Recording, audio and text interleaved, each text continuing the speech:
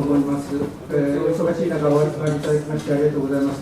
私は前半の方の司会を担当します原子力市場情報室の坂秀之と言います。よろしくお願いします。早速今日は短い時間ですので、初めにこの原子力市民委員会の部会長、これは第2部会といって廃棄物、核燃料サイクルなどを取り扱っている部会ですけれども、その部会長の吉岡仁先生の方から、市民委員会の紹介と今日の狙いというものを短い時間ですけれども簡単にご挨拶させていただきます。では吉岡さん、よろしくお願いします。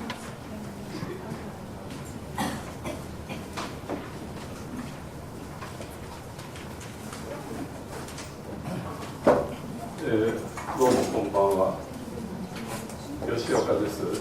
今日は多数の方にお越しいただきまして、誠にありがとうございました。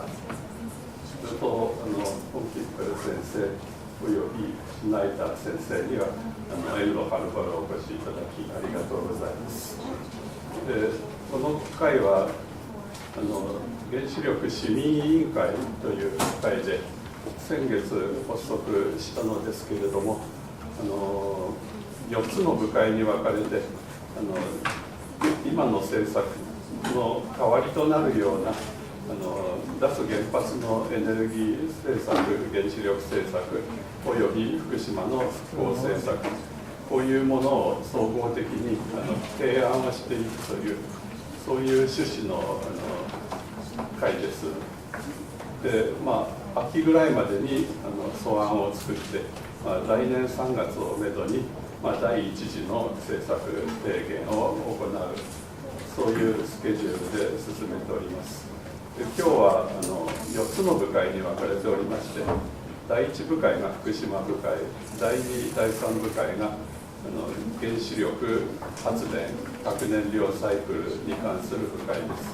で、第4部会が原子力規制に関する部会で、今日の主催というのは、核燃料サイクルに関する、第2部会および、第3部会の協力も得て今日の会合を始めるということになりました。これから活発にこのような機会を持っていき開いていきたいと思いますので、その都度連絡しますのでよろしくお願いいたします。それでは私は座長代理、全体の座長代理を兼ねるとともにこの第2部会の副会長をやっております。今後ともよろしくお願いいたします。それではよろしくお願いします。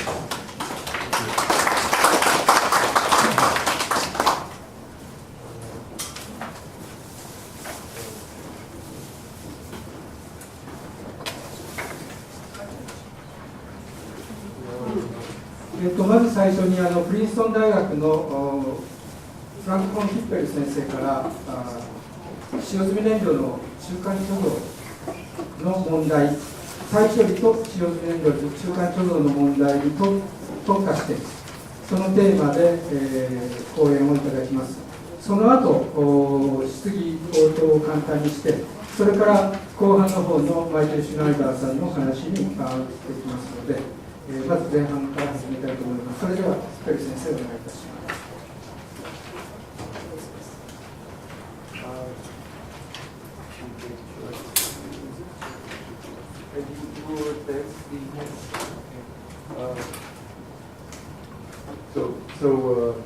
Thank you very much for giving us this time and for your interest in this issue.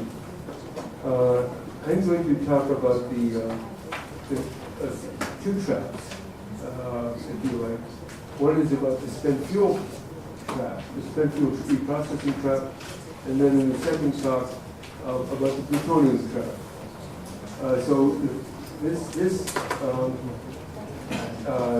This idea of this that Japan is in a trap came from a meeting I had 20 years ago when I was in 1993 I was invited to Tokyo, and I met with the spent fuel managers, the fuel managers of the three largest nuclear utilities, TEPCO, KEPCO, and I can't remember the third one. And I asked them, this is 20 years ago, I asked them, if you had to make a decision again about reprocessing or not, would you choose again reprocessing of spent fuel? And they all said, no, we would not, but we're trapped. And so I'd like to, and so my collaborator, Masa Tsukubo, and I have been trying to understand the nature of the trap. And we discuss it in this report that is still in draft and will be revised again after our trip. And the elements of the trap are the belief that it's necessary. First element is the belief that it's necessary, or maybe more, if we can,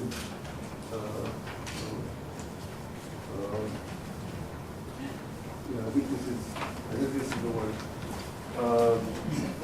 That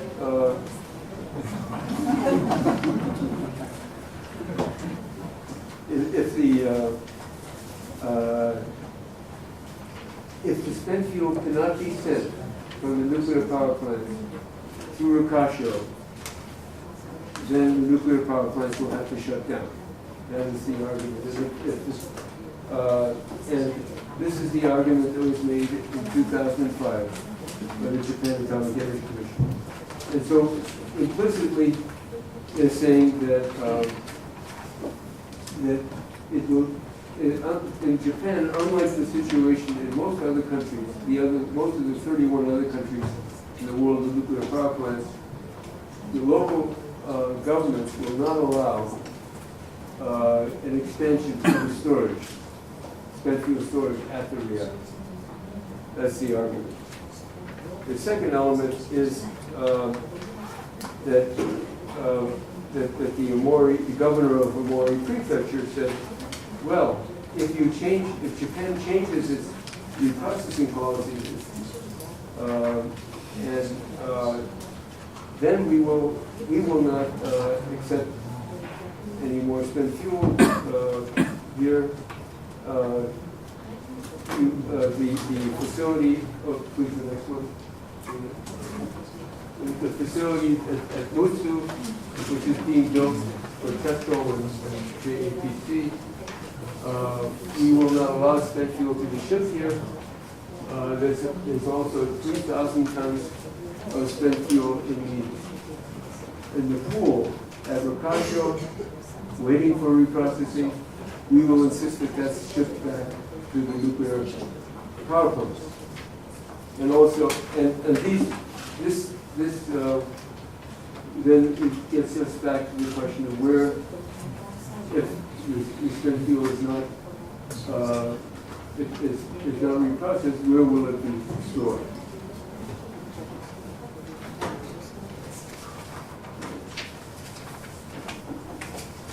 And then the third element, which has been less public, is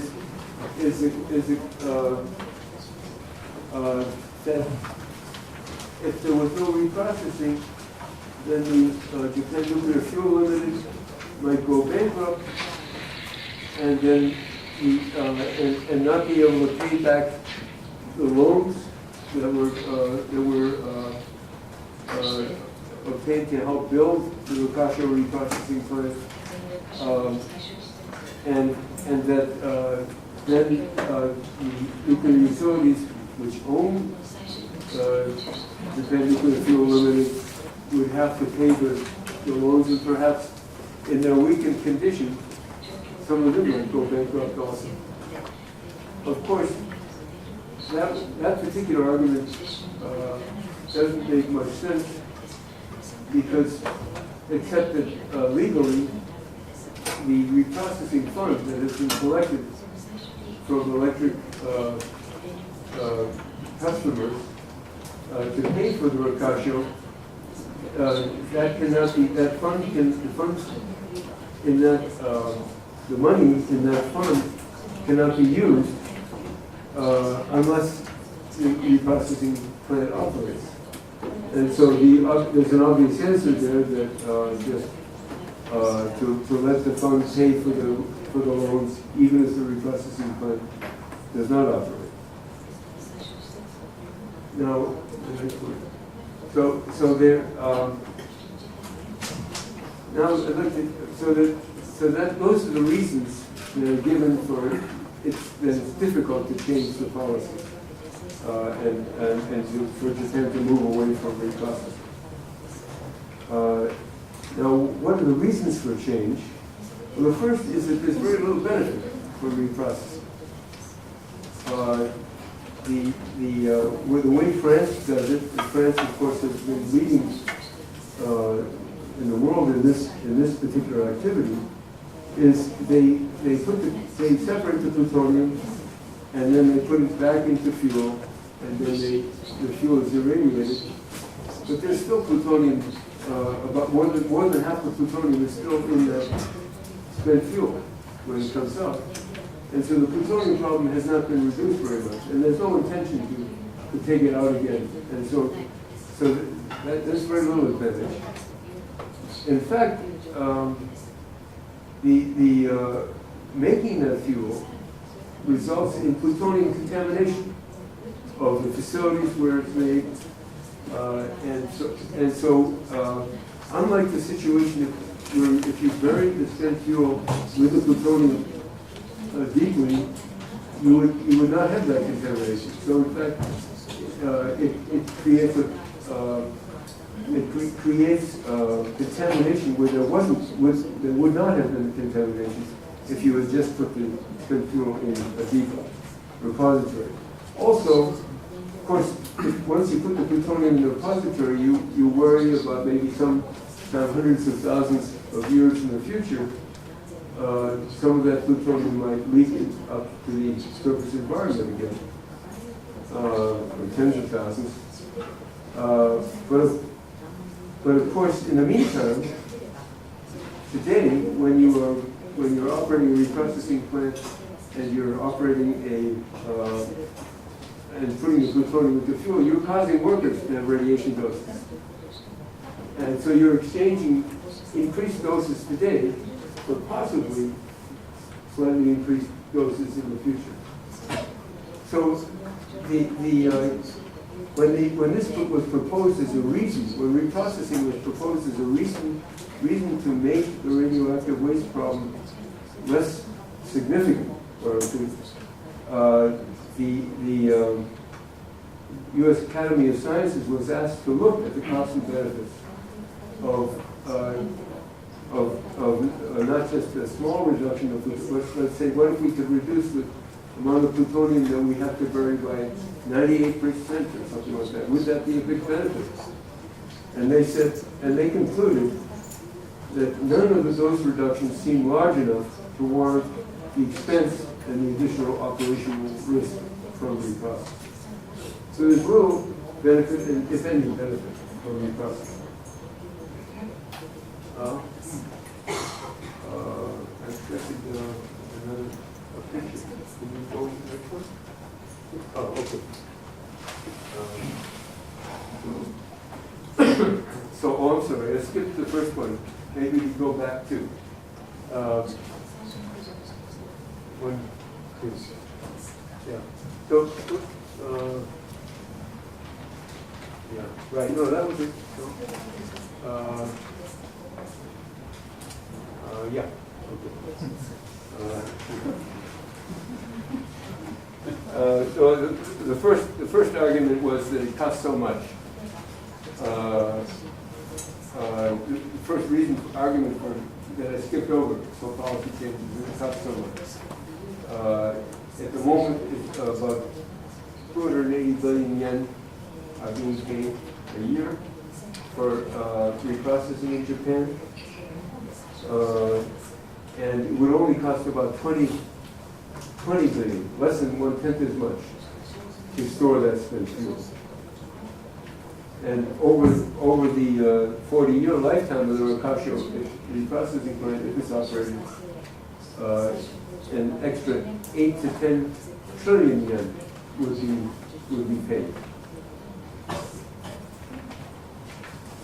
Okay, so now we can move. One more. Okay, so the next reason for policy change is that it's a plutonium problem, and I'll talk about that later. But you can see here, though, that the situation with Japan's plutonium, where this is Japan's total stockpile of separated plutonium. No, this is in Europe. This is in Europe, and this is in Japan.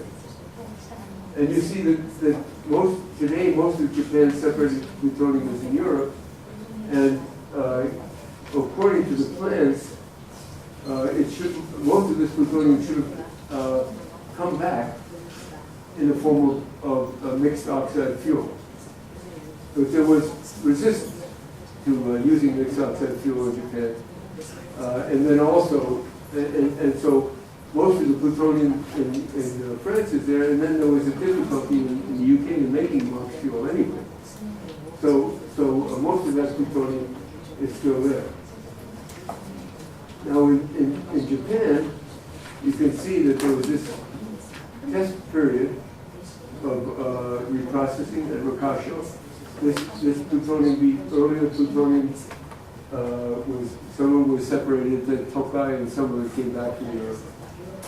But now if Rokasho operates as planned, it's starting in 2014, you can see how quickly Japan's plutonium problem will grow.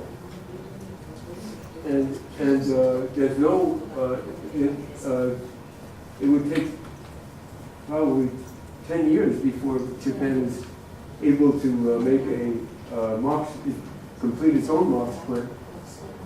And even then, there will be a question of whether, in fact, MOX fuel will be accepted as a way to get rid of this plutonium. And you can see that the concern here is that plutonium is a weapons material. That's why I've been involved in this debate. You can see that even though this is not that much material as far as its energy value is concerned, it's a huge number of weapon equivalents, thousands of weapon equivalents.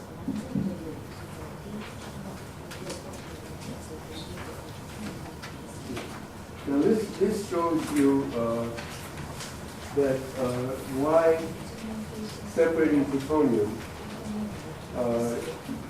increases the danger of both nuclear proliferation and of nuclear terrorism. Here you see a situation where when the plutonium is in the spent fuel,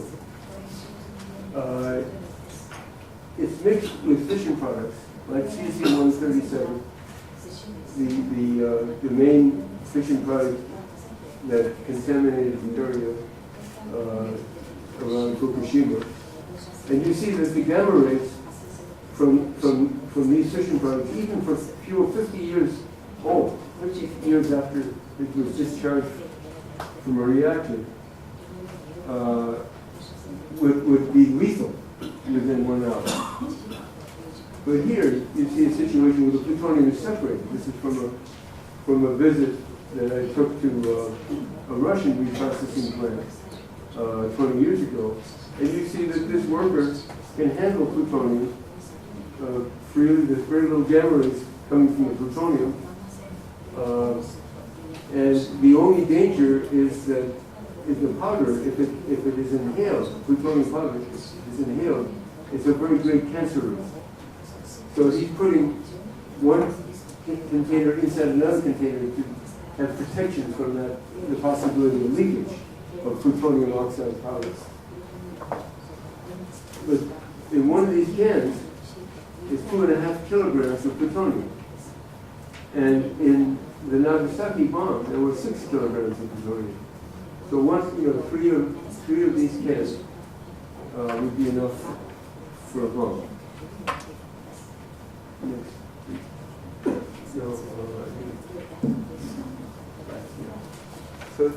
So now another reason for stopping reprocessing is it destabilizes the non-proliferation regime. Once you have all this plutonium outside, so separated, it can very quickly be made into nuclear weapons. And so countries can decide to change their minds, and a small group of people could make a decision to make nuclear weapons with this plutonium without an opportunity for there to be a national or an international debate. Now, at this point, the only non-weapon state that reprocesses is Japan. But South Korea has been insisting on the same right. And the situation has become more complicated because due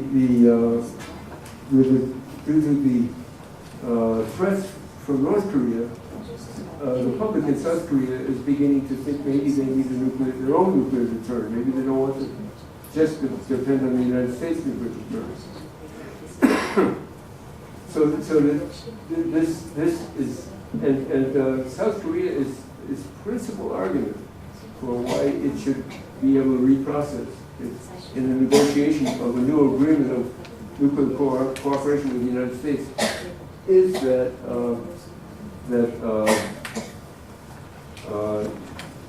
Japan reprocesses and South Korea should have the same rights as Japan. Now this is the situation.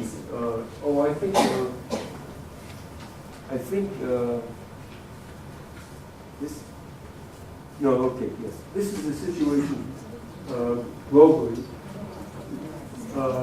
with regard to separating plutonium. You see that U.S. and Russia are plutonium superpowers, if you like, because of the Cold War. But you see also the United Kingdom, Japan, and France are as well because of this civilian reprocessing program. And here I've shown in Japan an extra 40 tons if in fact the Rokasha that would be produced if in fact Rokasha operated for 5 years.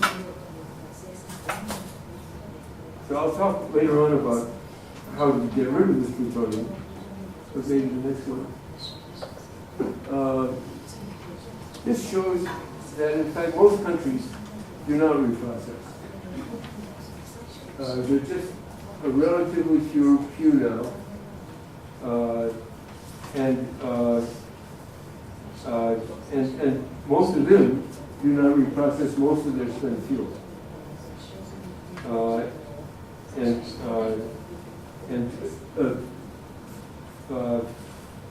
Five of them reprocess, that is France, India, China, Russia, and Japan reprocess, and then 2 of them are still customer countries of France and Russia. In the case of Ukraine, it just sends a very small amount of spent fuel still to Russia. But you see, all these countries used to be reprocessing or have decided and have quit or have decided to quit, including the United Kingdom. And these are countries which have never reprocessed. I don't know what happens to their names, including the United States.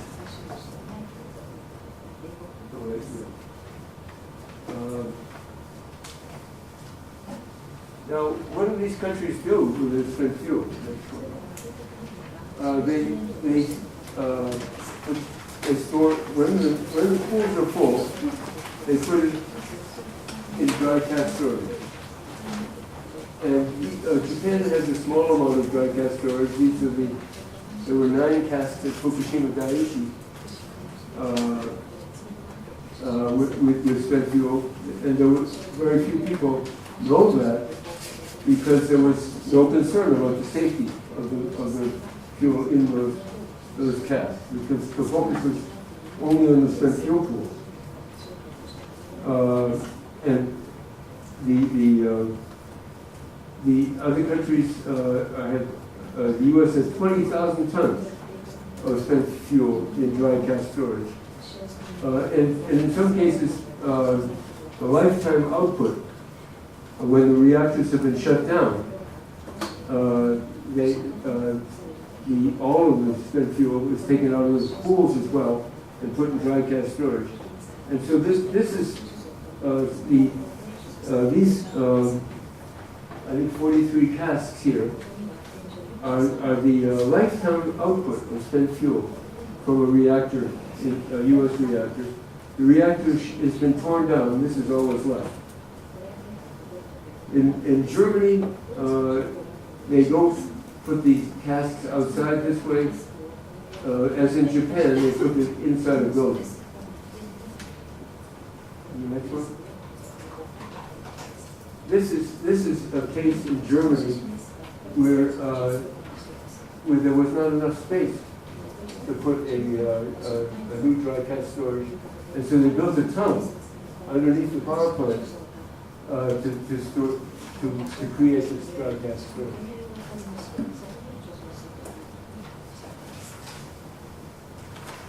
Now, there's another motivation for dry cask storage, and that's the problem of spent fuel pools which have too much spent fuel in them. And this is the case for most of U.S. pools, and also for some of Japan's pools. You see the problem here in the Fukushima Daiichi unit number 4 pool. We see the spent fuel assemblies are in boxes and packed very tight, very densely. If you show the next slide, please. You can see this is a situation similar to Fukushima Daiichi, the pools, where the spent fuel is stored as densely almost as densely as in the core of a reactor. Well, then, if it's so dense, it's necessary to prevent it from the chain reaction from starting, and so they put these walls in between the fuel assemblies and put neutron absorbers inside the walls to prevent the chain reaction from happening. But if, in fact, the water is lost, then there's no opportunity for air circulation in that fuel. Now, this is if you reduce the amount of fuel in the pools down to the amount that you really, only the few years that you need water cooling. Then you could have these open racks spaced with the fuel spaced out. This is the original design for these pools. And with air could circulate if there was a loss of water. So it would be less dangerous. Now this shows you how the heat goes down with time. Okay, thank you. Goes down with time. And you see it starts up, this is for a ton of fuel, starts up at 100 kilowatts, and after 5 years it's down to 3 kilowatts a watt. So at this point, you can move it to dry casks. And in fact, if you look at the heat coming out of 5-year-old fuel in a dry cask, the amount of heat that's going to being taken away by the air moving by the outside of the cask is about the amount of heat that's being removed from a black parking lot, which is being heated by the sun on a sunny day. It's that. Air cooling is quite adequate. So in fact, you could reduce the density of the fuel in the pools, and therefore by reduce the danger. And the next slide, please.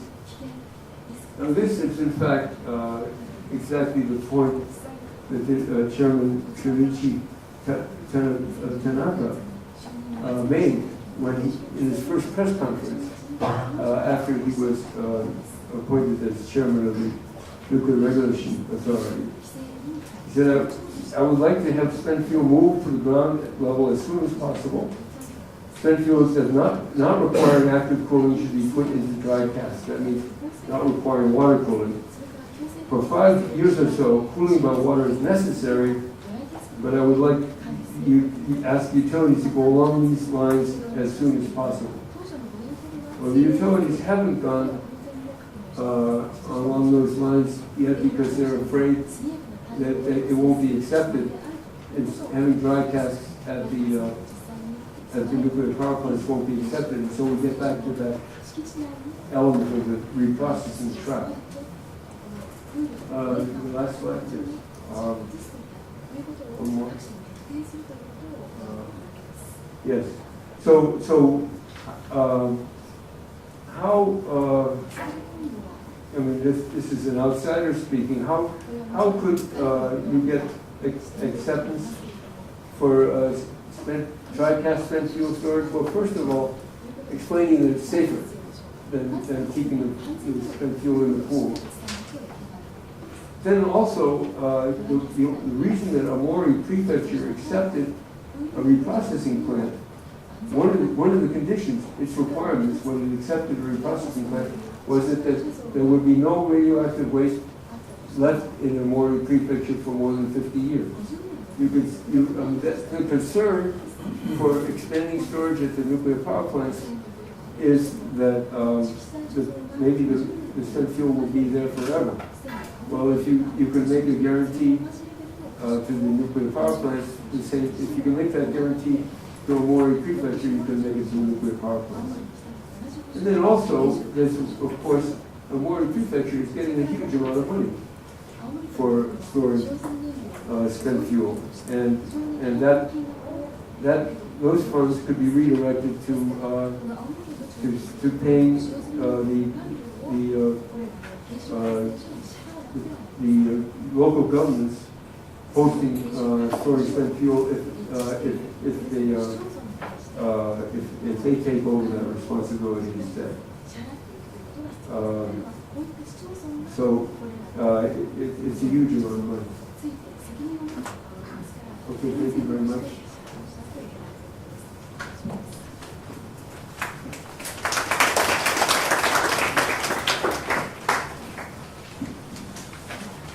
フォンヒッペル先生、どうもありがとうございました。それでは少しの時間ではありますけれども、会場の皆さんとの質疑に入りたいと思います。マイクを回しますので、ご質問、ご意見等、今の話でですね、質問、ご意見等がある方、ぜひ挙手をしてお願いします。では、失礼いたします。ありがとうございます。意見を伺いたいんですが、ドライキャスクで保管した場合、地震とか津波とか、そういう場合の危険というのはどうなのかということと、あと、50年以上室内に保管しないということなんですが、50年以降はどうするかという意見を伺います。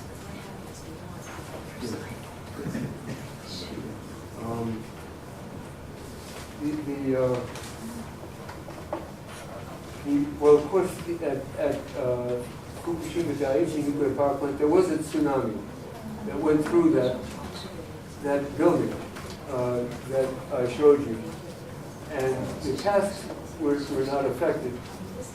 There was some seaweed left when the water retreated, but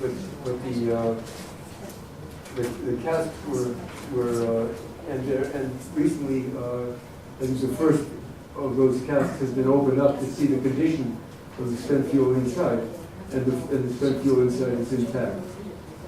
In the case of an earthquake, if you have spent fuel like as in the U.S. for standing up straight, in Fukushima Daiichi it was lying. These casks were lying on their side in a sort of cradle. so they couldn't tip over. But in the U.S., you might have one of these casks, some of these casks tip over. But that also, they're designed to be able to fall along a large distance, about 10 meters, without being damaged. On the question of the 50 years, this is a debate around the world, because repositories, geological repositories, have been delayed, and in the United States, our Nuclear Regulatory Commission has concluded that it's possible to store spent fuels safely in these dry casks, at least for 60 years after the shutdown of the nuclear power plant that has generated it. We have some spent fuel stored now for 37 years after a nuclear power plant has been shut down. And so, but of course, this is not a satisfactory situation for, you don't want this to go on for 100 years or so.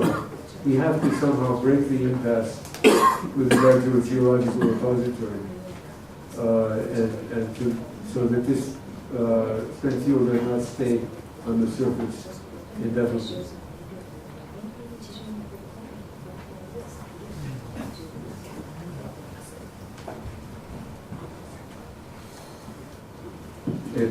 基本的な質問で分かってないんですが、なぜ乾式貯蔵をですね、電力会社は拒否しているんでしょうか。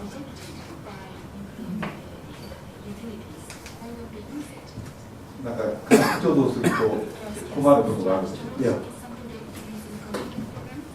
So thank you for asking that question. I think the political situation is different in different countries. In the United States, the local governments have much less power over nuclear power plant decisions than in Japan. In the United States, in Japan, the local authorities basically shut down all the nuclear power plants. In the United States, the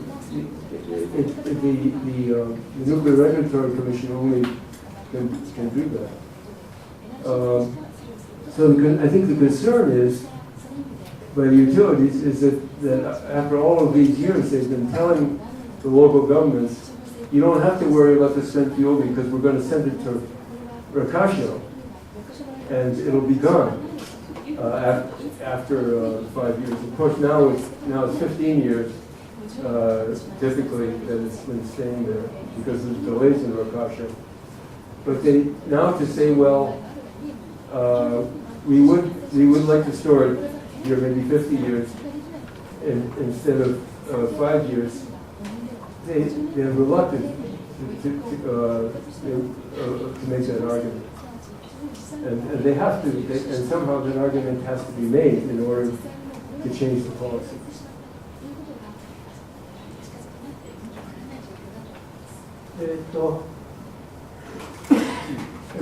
時間の関係、あと2人ともう一つ、はい。では3人と市民委員会の方の方でどなたか質問される方いらっしゃいますか。特にないですか。じゃあそのお三方、最初にじゃあ、はい、後ろの方。すでにですね、昨年の、原子力委員会の等からですね、学術会議の方に提案を求める話がありましてね、その中で今日は熊谷さんがいらっしゃいますけれども、要は、日本にはですね、廃棄物を10万年という単位でですね、埋めるべき場所がないという結論がもう出てるわけですね。でそういう時に、これ今溜まってしまってですね、この核廃棄物、オイル、プロトニウム、これをですね、どうするのか、ちょっとアメリカの状況とちょっと違うと思うんですね。日本というのはもうご存知のようにとても安定した地層がない国ですので、そこに対して何か提案がありますか。すみません、お名前、大久保と申します。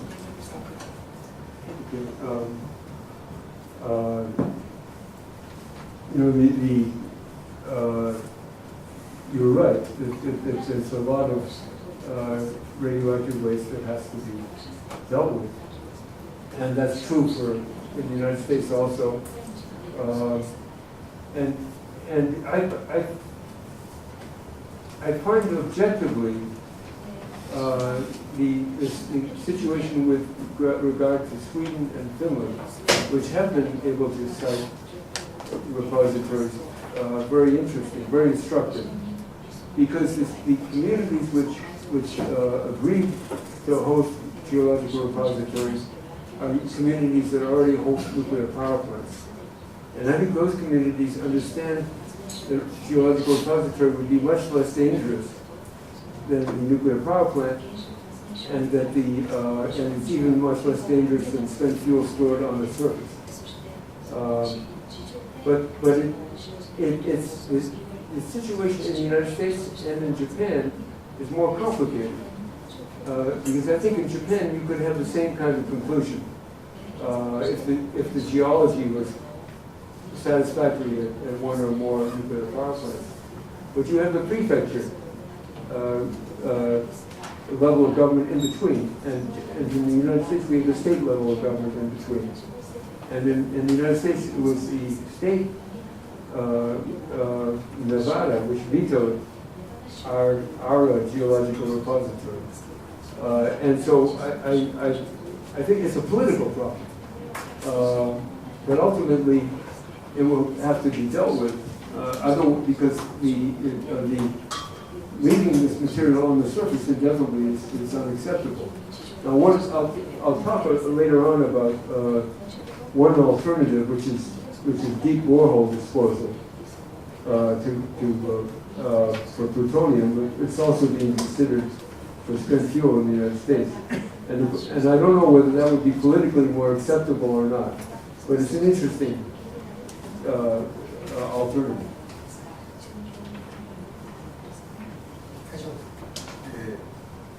世田谷の寺島と申します。初歩的な質問ですが、この乾式貯蔵というのは日本の今のプール貯蔵が多いんですが、それに対して安全当面原発があるわけですから、その上でより安全なスタイルであるというふうに認識という主張でよろしいですか。でもう一点は、そのプール貯蔵から乾式貯蔵にした場合に、それぞれの原発の敷地で、食べる量が増えるのか関係ないのか、ちょっとその辺を教えてください。Yes.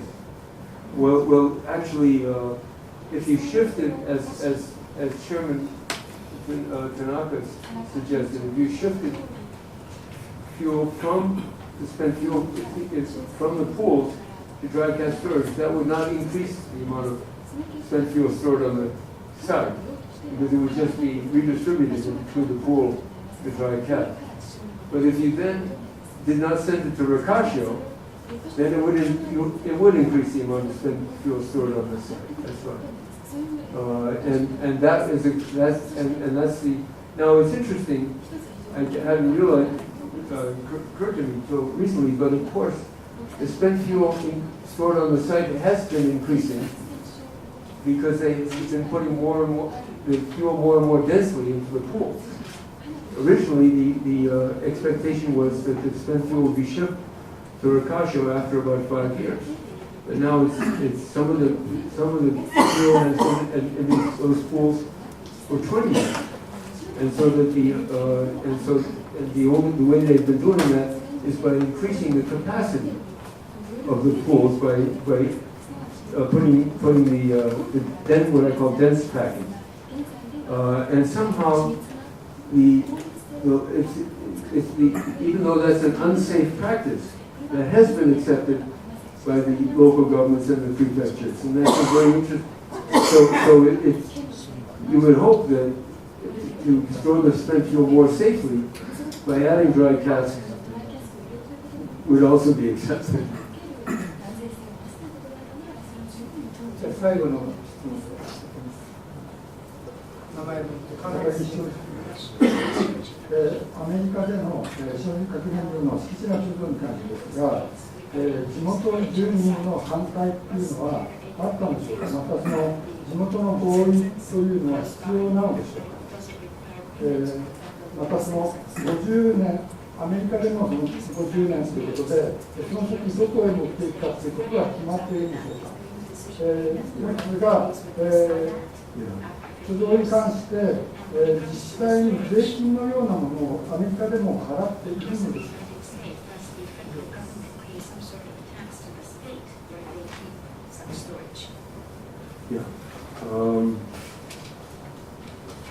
Those are all very good questions. The U.S. system is different than the Japanese system in that no local permission is required, and in fact, some states have opposed the dense packing of the fuel in pools and tried to get the policy changed, but the federal government, our Nuclear Regulatory Commission, has not changed the policy. So that the difference is that your local governments have much more power over this decision in Japan than in the United States.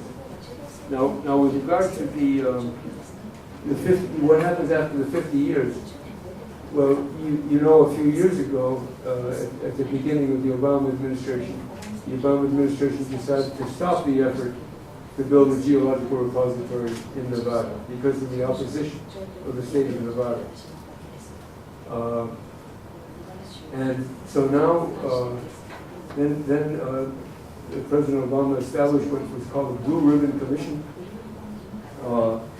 and they recommended a restart of this process of looking for a state which would accept geological repositories, but instead of trying, and they said it should be done on a consent-based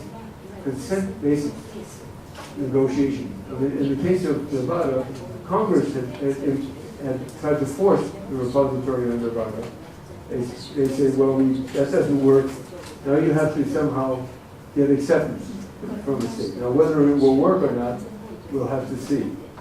But the intention, the hope is to get a, I think it's 2040, to get a repository which would start operating in 2040. Whether that's optimistic, we'll see. And then the final question about whether there's a tax in the United States, like there is with the tax incentives for hosting nuclear power plants, much less than in Japan. And I think that reflects the fact that the local governments have much less power over the nuclear decisions than in Japan, and so that they are not paid the kinds of they don't receive the kind of payments that they do get a property tax, but they don't get extra payments which are specifically nuclear, like in Japan. フォンヒッペル先生、どうもありがとうございました。皆さんの拍手をそれでは後半の方は司会を川崎さんの方に変わりまして、同じ市民委員会の第2部会のメンバーですけれども、マイケル・シュナイダーさんの話に入っていきたいと思います。なお今日の発言者の細かい紹介を省かせていただいていますが、一番最初のページのところにそれぞれの何ですか、紹介が入っていますので、そちらの方をご覧ください。ありがとうございます。今ご紹介ありました、この原子力市民委員会の第2部会のメンバーをしております、スポーツの川崎と申します。後半の司会をさせていただきます。後半はですね、前半で、中間貯蔵の問題がいろいろ議論されましたけれども、その中でも出てきましたが、この日本のプルトニウム、余剰プルトニウムの問題も出てまいりますが、その議論をもう少し深めたいと思っております。最初にマイケル・シュナイダーさんからですね、20分ほどフランスの原子力政策と余剰プルトニウム日本への影響のお話をいただきました。その後でまたフランク・フォンヒッペルさんから10分程度のコメントをいただいて、そして意見交換に入りたいと思います。それではマイケルさんお願いします。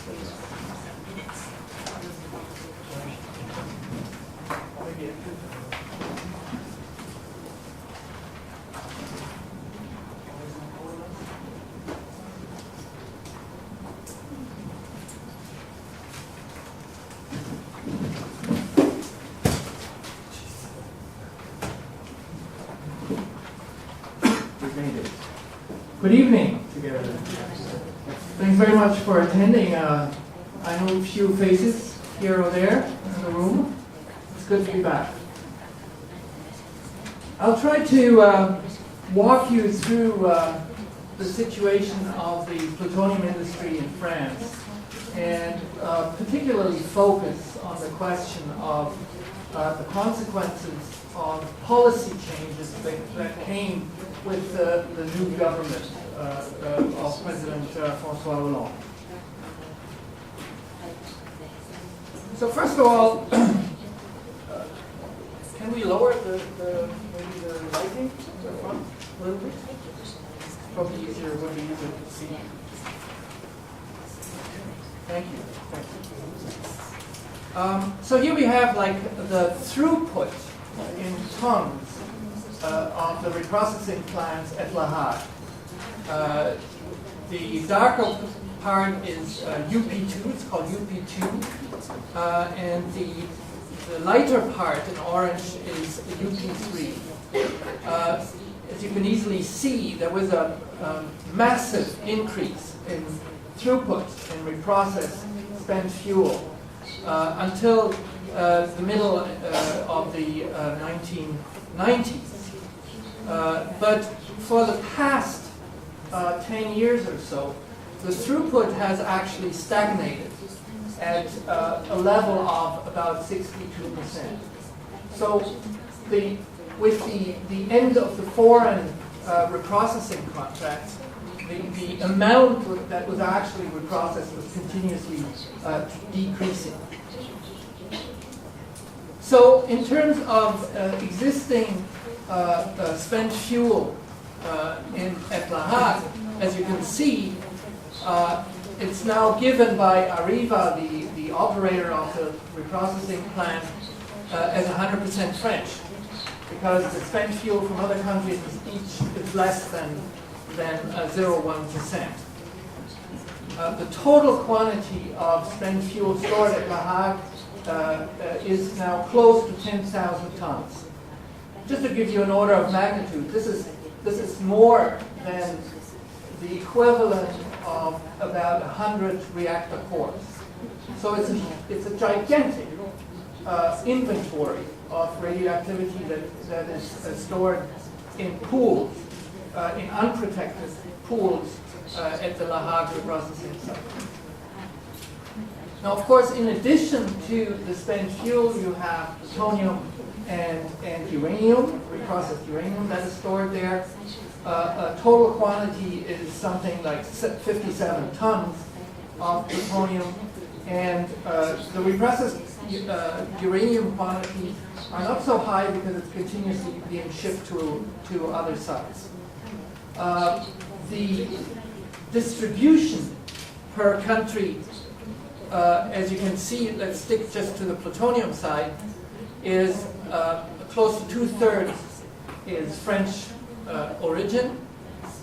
We have a quite significant amount now from Italy that very late decided to reprocess some of the fuel that has been sitting in Italy since 1986 when the program was shut down. And a significant share, 28%, of Japanese origin. So it's really the two big holders of plutonium is France and Japan. The evolution of plutonium stocks, there's 2 points to to remark on. The first is the total quantity has more or less stabilized at around 80 tons.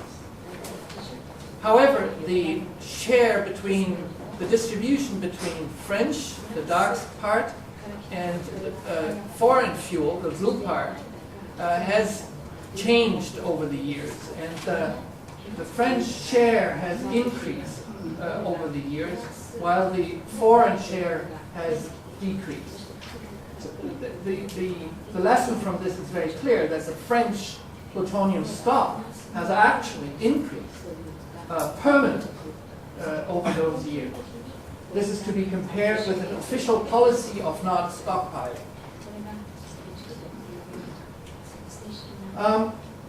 Now, the pre-electoral situation already led to a reorientation on the industrial level. With the foreign clients walking off, it was decided that EDF, the utility, the French state utility, would increase its quantity to be reprocessed from 800 to about 1,000 tons. The other change was that the rate of reprocessed uranium that would be converted and re-enriched would go from about 300 tons to 600 to 1,000 tons per year. And the produced MOX fuel would increase from about 100 tons to 120 tons. That is equivalent to about 22 MOX reactors. Now in France, a MOX reactor can take up to 30% of MOX fuel in the reactor core, not beyond. Now this is what the system actually brings with it. So you get an idea of what we're actually talking about, because it's obvious that, you know, once plutonium is separated, it has to be shipped, transported, and then fabricated into fuel. Now, the La Hague reprocessing site is here. The site for the fabrication of MOX fuel is down here. So we actually see, on the average, about twice a week, shipments of separated plutonium in quantities over 100 kilograms on the road over a trip of approximately 1,000 kilometers, which is pretty close to a security nightmare because this is going through over public roads. You can actually bypass these ships and these transports. It has been illustrated many times. So they're shipped over public roads very often with very large quantities of separated plutonium. And then obviously in addition, you have once the fuel is fabricated, you have to ship it back out to the reactor sites. That the ones with the red dot are the ones that actually are fueled with MOX fuel. So you have shipments from here to here to here. So through entire France, you have shipments of fresh, unirradiated MOX fuel. Now, unirradiated MOX fuel is, from a security point of view, treated like separated plutonium because it can be relatively easy chemically separated out from the fresh MOX fuel. So it's another security nightmare because it's not over with the shipments of plutonium oxide, PuO2. We have also the problem of the French MOX shipments. So let's have a quick look at the political background and the current situation. So we had a pre-electoral agreement between the coalition parties, the Green Party and the Socialist Party.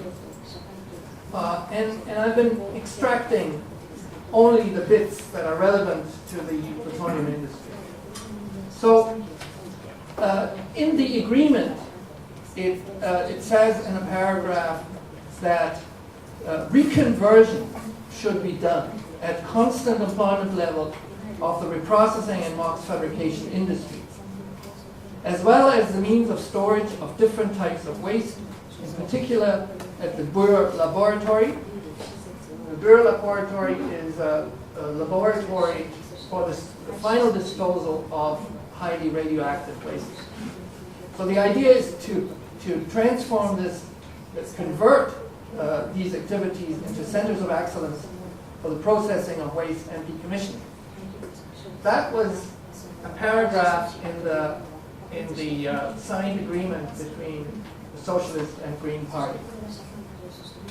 The presidential candidate always made the difference between the party agreement and his own options. It was not considered. He stated several times that he didn't feel entirely bound by the party agreements. He is the presidential candidate and not the party representative.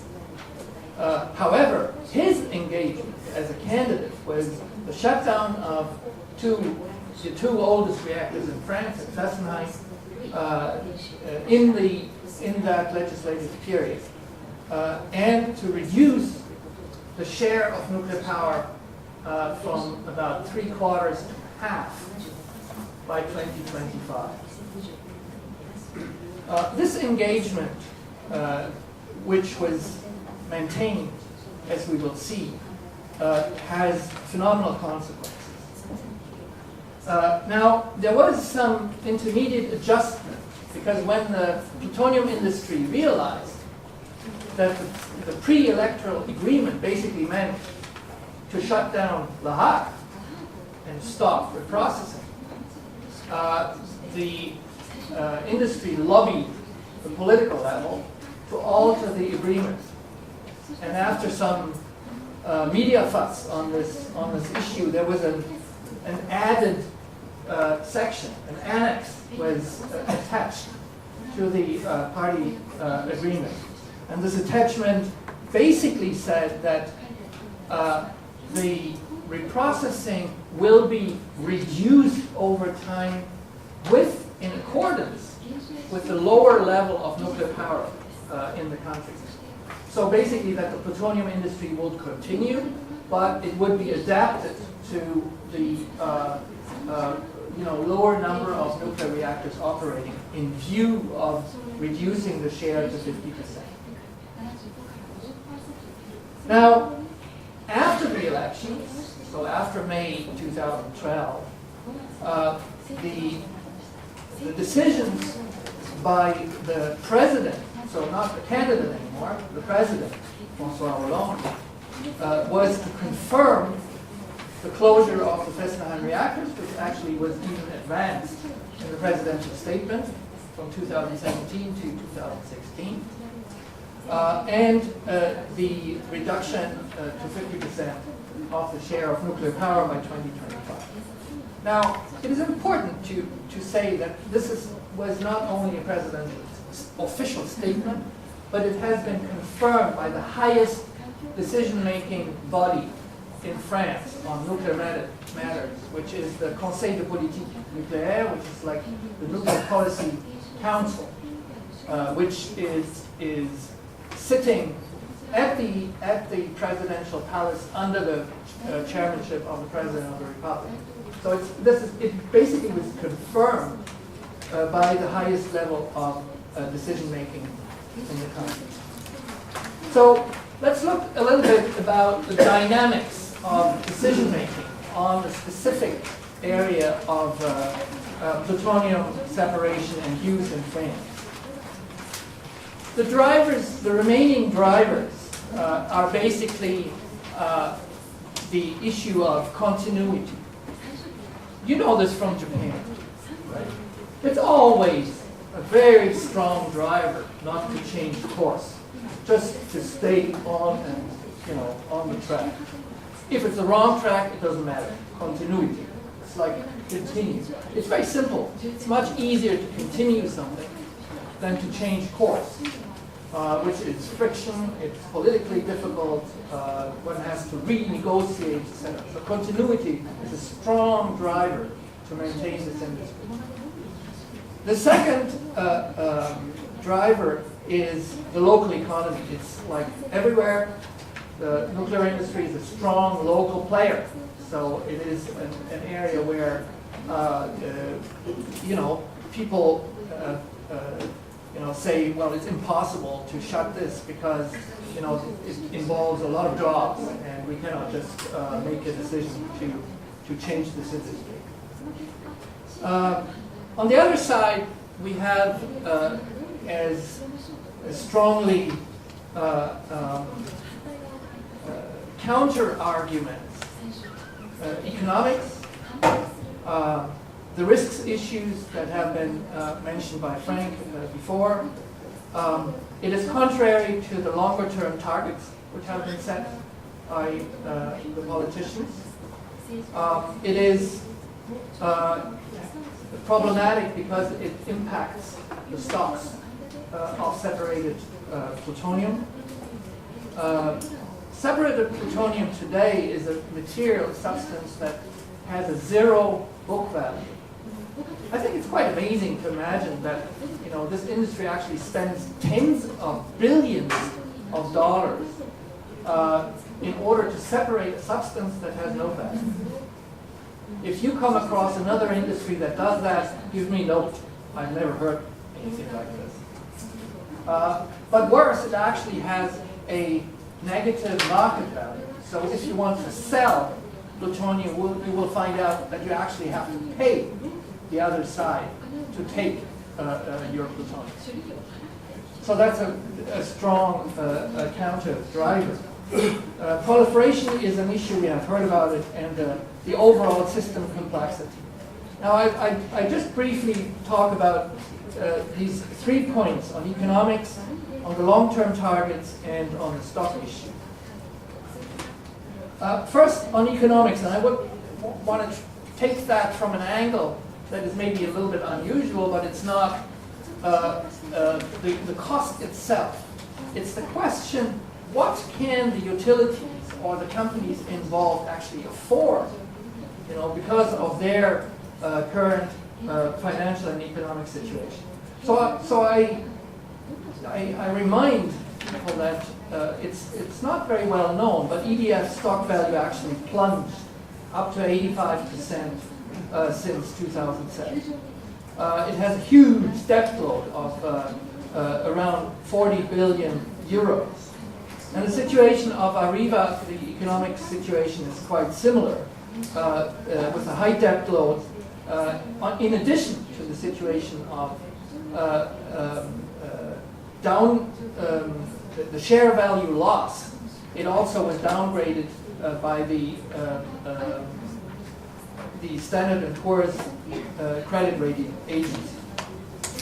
Now, when it comes to the question, contrary to longer-term commitments, we realize that there are actually now first scenarios to look into the question, if there's no renewal of nuclear power after 40 years operation, then this has an impact on the management of plutonium. It has an impact on plutonium stocks.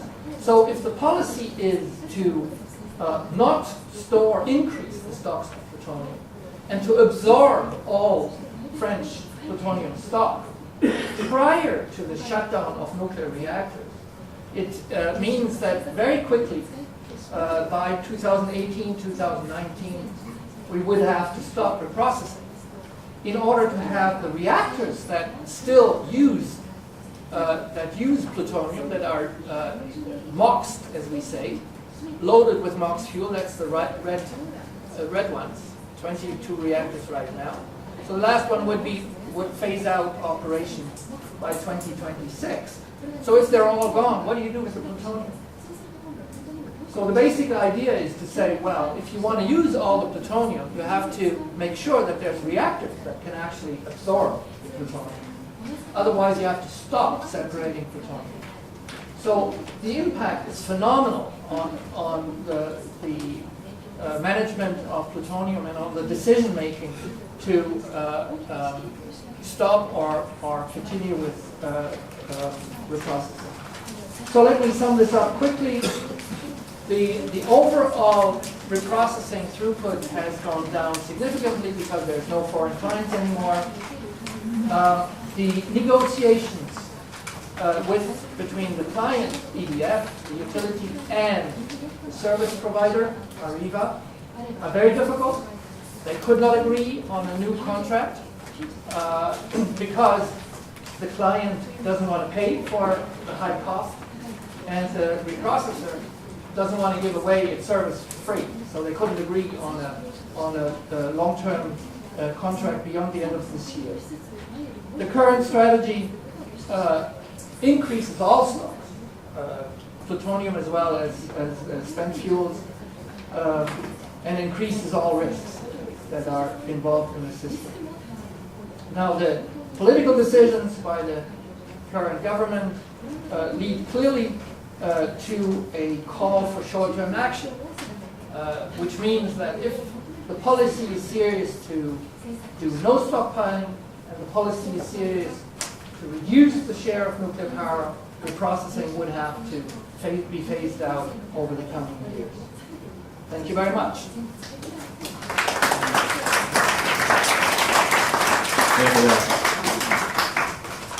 それではですね、この後もう一回スライドのコピータをちょっと振り返っていただきまして、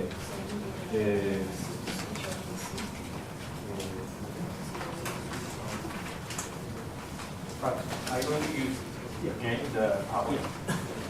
それではコンピューターを振り返っていただきましてですね、この後、約10分程度、フランク・フォンヒッペルさんからですね、今のマイケルさんのお話に引き続きまして、プルトニウム処分の技術的側面に焦点を当てたお話をいただきたいというふうに思います。今、機材を準備いたします。からお待ちください。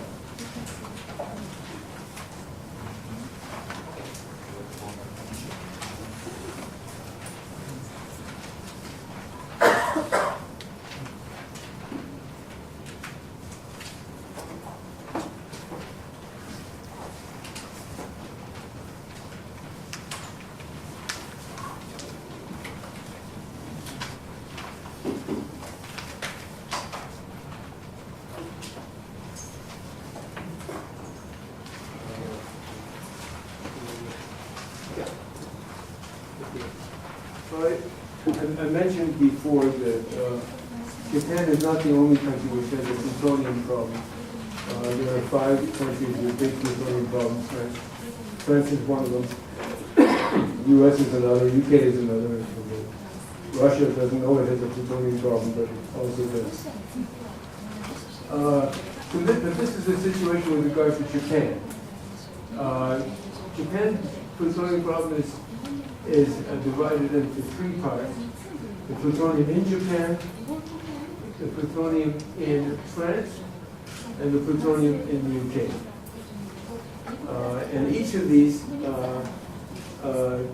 has a different, probably will have a different solution. In the UK says, well, it has 100 tons of its own plutonium, and it is willing to take care of Japan's plutonium, take over ownership of Japan's plutonium if Japan pays a price, a satisfactory price. And so the negotiations between Japan and the UK on this question will be interesting, and also I think it gives Japan a role in the UK deciding how it disposes of its own plutonium. In France, the situation is difficult to understand.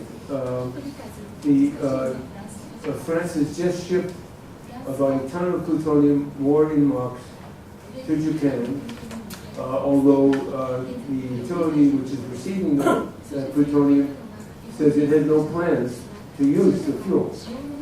So basically then that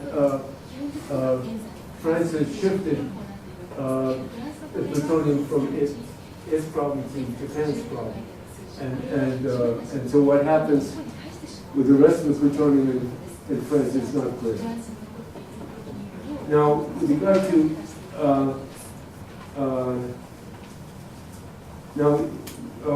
what if, and I'll talk in a minute about the United States. But first, maybe the next slide. This is the first non-MOX use of plutonium, which is being developed in the UK. At the moment, the UK does not plan to use this for most of its plutonium, but it is using it for some impure plutonium, some tons of plutonium.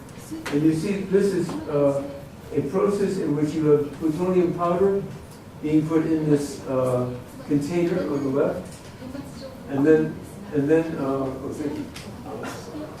And I put it in there too, so we can use it as And then it's put in a high temperature, high pressure press,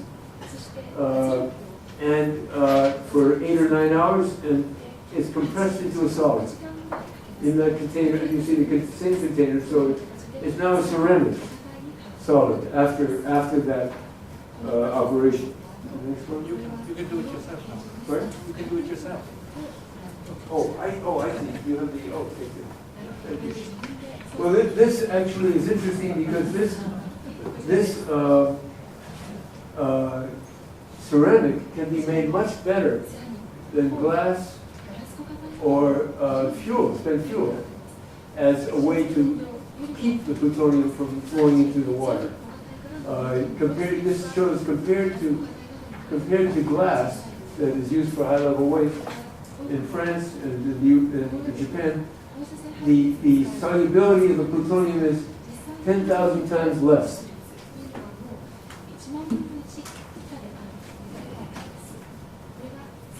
Now,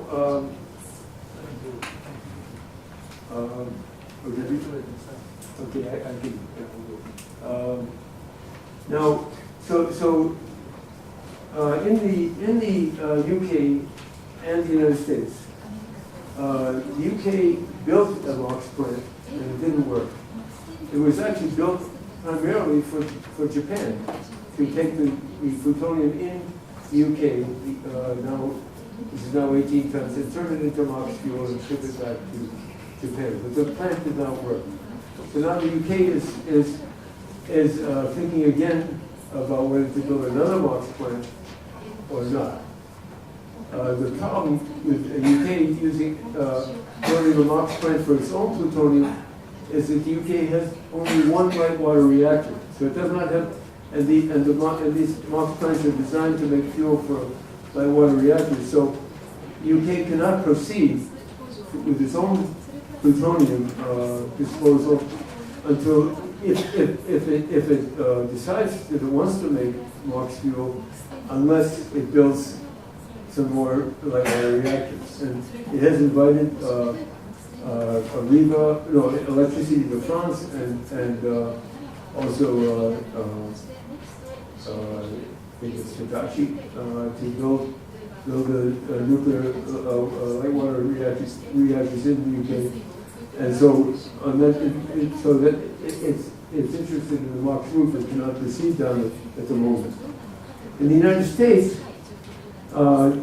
what has been building for the last several years a MOX plant, but in the price, and it's being built, was designed by Areva and is being built by Areva, but the lifetime cost of disposing of 34 tons of U.S. plutonium, excess weapons plutonium, in this plant has increased from $2 billion to $18 billion. So just last month, the Obama administration said, well, maybe we should start thinking, this is becoming so costly, maybe we should think about the alternative. So we have two countries, in addition to Japan, which might have an interest in alternatives to MOX. This is a picture of the of where $4 billion went So far, we could build expensive nuclear facilities, just like you can in Japan. And it's basically this building in a very large building in South Carolina.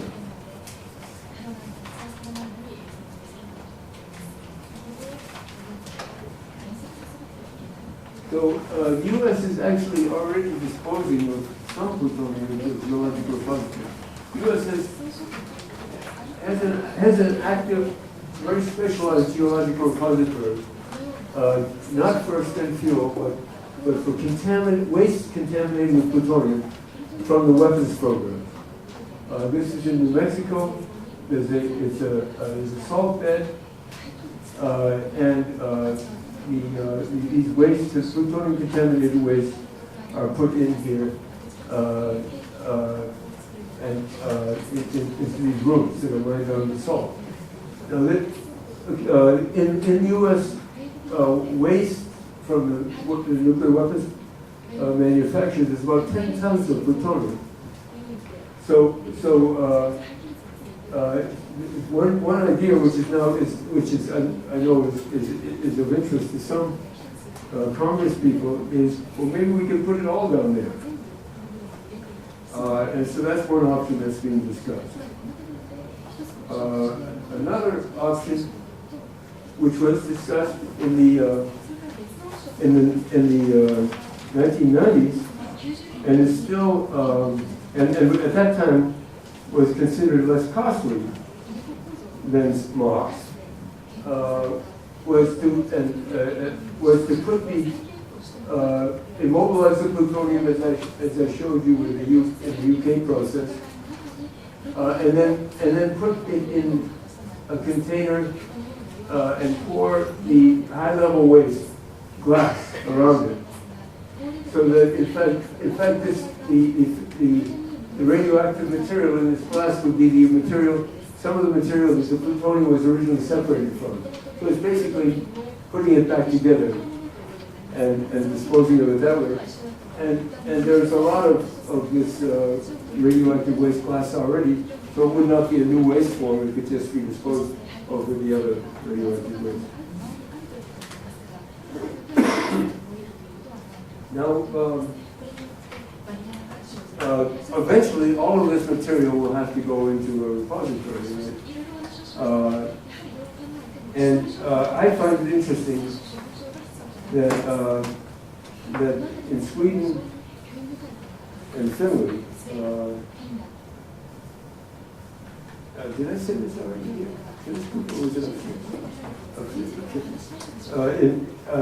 They have got acceptance from some local communities to site repositories. And the interesting thing is that in each of these cases, the host communities are communities that are already hosting nuclear power plants. And I think the host communities understand that a deep underground spent fuel repository is much less dangerous than a nuclear reactor, or even spent fuel stored on the surface in dry casks.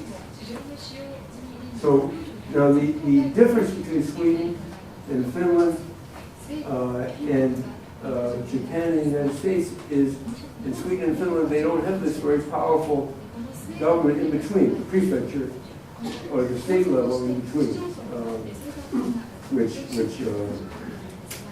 can veto this.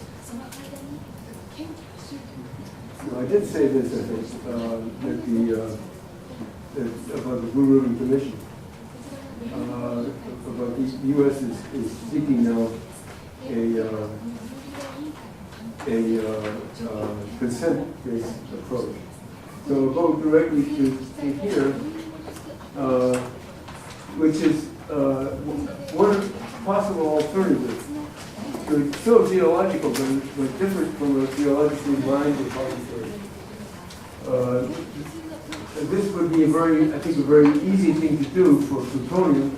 It's also being considered for spent fuel in the United States as well now, since the Yucca Mountain repository was abandoned. So here you have a mined repository. You see about half a kilometer deep. And here you have this very deep borehole about 5 kilometers deep. And the idea is that the geology becomes simpler down below, the flow of water, because the tremendous pressure is less than up above. And also the water down in this deep rock is salt water. So it's heavier than the water above. And so it would be unlikely to rise and mix with the waters above if it's not pressurized. So I think it would be interesting. There is some interest in this in the U.S. now, and it might be of interest for you, since the concerns about geological repositories in Japan, whether this would work better with your geology or not than a mined repository. So this last slide is my summary slide. So for cost and non-proliferation reasons, the trend is and should be away from plutonium separation. Only 5 countries are still committed to reprocessing. 4 weapon states and Japan, but as I mentioned, South Korea and perhaps other countries are interested for non-economic uses. Dry task storage of spent fuel is a safe, low-cost alternative. And already separated plutonium could be immobilized rather than being put into MOPs. Be much simpler. You don't need the reactors, and you don't need to deal with every reactor around the country and get acceptance of MOP fuel. And then I've suggested a possible international collaboration with UK and US on plutonium immobilization. Very timely with the United States looking at alternatives. UK, I think, is already, as I mentioned, is already committed to immobilizing some of its plutonium, and Japan could encourage it to do more. And then finally, I would say it would be interesting at this time also to explore a number of countries might be interested in this deep borehole alternative to mined repositories. Depending on whether it's politically,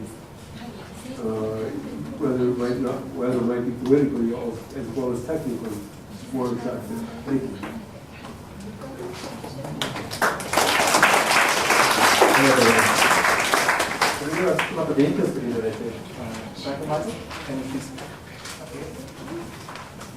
それではですね、今お二人からお話をいただきましたので、意見交換の時間にしたいと思います。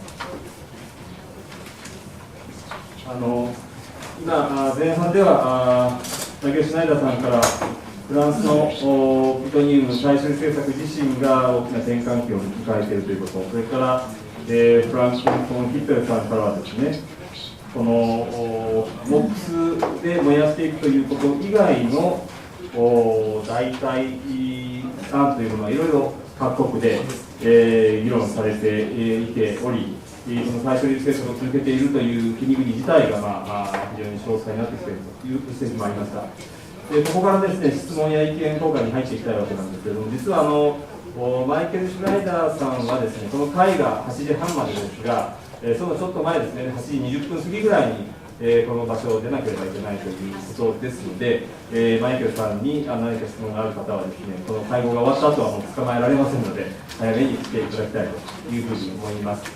では、どなたからでも、後ろの方から、はい。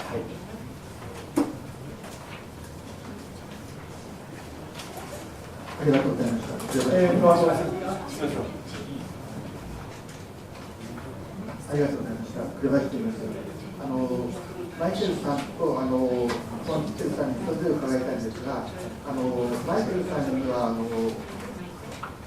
フランスでフランスが選挙中の公約をマスコミの論調とか、あるいはロビー活動によって修正したということなんですが、フランスにおけるそのマスコミの論調とか世論っていうのはどうなったのかというのをシュナイダーさんには伺いたいのと、あとマイケルさんにはディープフォアホールの紹介されたんですが、日本の場合、アメリカと違ってその地震があって、地殻が安定してない、あるいは火山活動の活発であるということで、そういうところでもそのディープフォアホールは安定なのかという。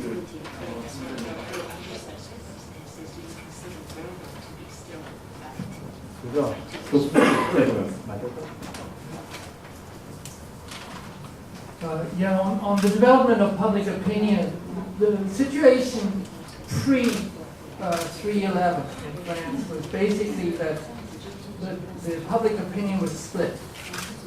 It was like about half was in favor and half was against it. As in many other countries after 3/11, there was a huge increase in people favoring a nuclear phase-out, which reached levels of 77% in favor of a nuclear phase-out, whether short-term or longer-term. Now, when it comes to plutonium issue or reprocessing, unfortunately, it's a total non-issue. It's not a public issue. It has not influenced the debate at all, I must say. There are some exceptions because of the risk issue, in particular the spent fuel storage issue when it comes to the pools at Lahar, that has attracted some attention. But it was by no means a significant impact on the public debate.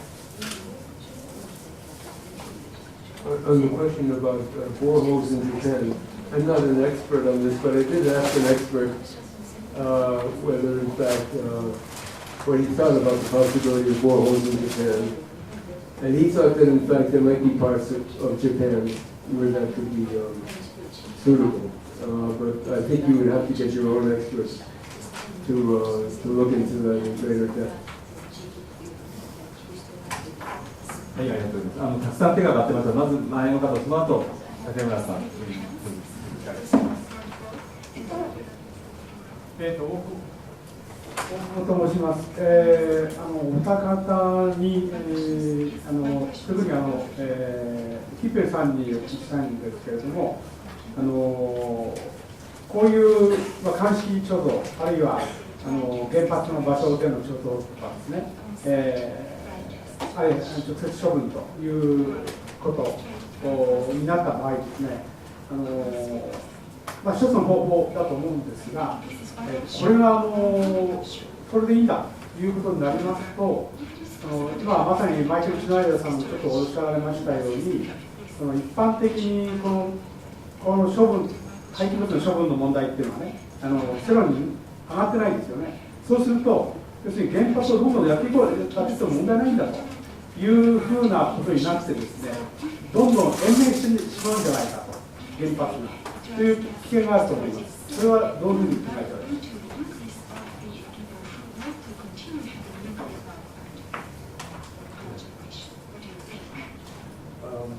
Well, I think, in my own,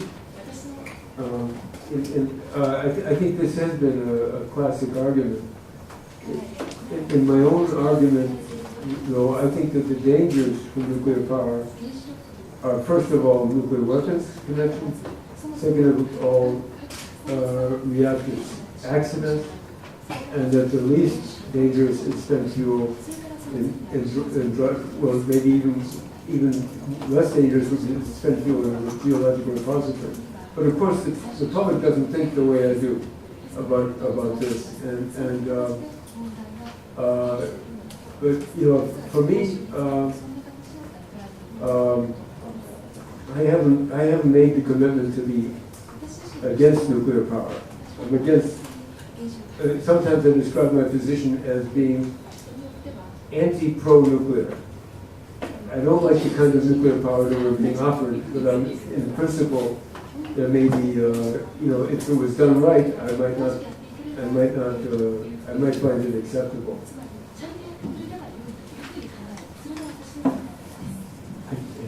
では後ろすみません、先ほどです。マイケルさんの時間がないというからで、ちょっと質問していいか。ちょっと私は耳が悪いのかもしれないんですけど、大きな流れとして、ちょっとマイケルさんの話が逆転して聞こえていたんじゃないかなというふうに思うので、確認します。フランスで、プルトニウムがいっぱいあって、フランスは基本的にそれを、使ってなくしていこうという、方針であると。でそれを、オランド大統領は、そういうふうにやろうとしているというところまでの説明であったような気がするんですが、マイケルさんのスタンスとしては、そんなこと考えたってダメだよねという、そんなにずっと原子炉を動かし続けることができないよねという、そういうスタンスだというふうに理解してよろしいですか。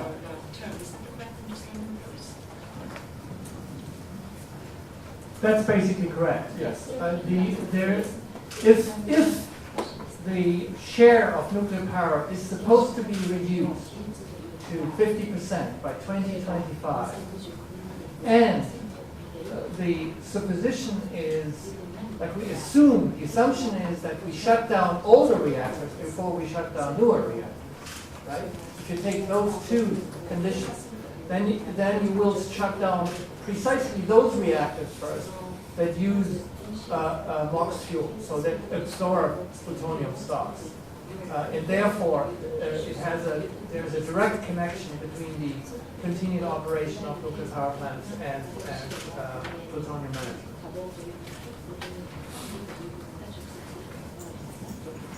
はい、ありがとうございます。そしたらこちらの後ろの方で手を挙げた方からお願いします。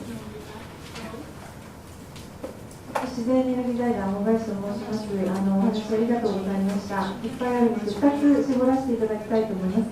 一つはイギリス政府はもう再処理やらないということで、プルトニウムの処分を考えているということで、新しい HIT という技術を紹介していただいたんですけど、その中でピュアプルトニウムはこれには違うというのをおっしゃってて、PFASが1個しかない中で、どういうふうにピュアプルトニウムについては処分をしようと思っているのかということが一つ。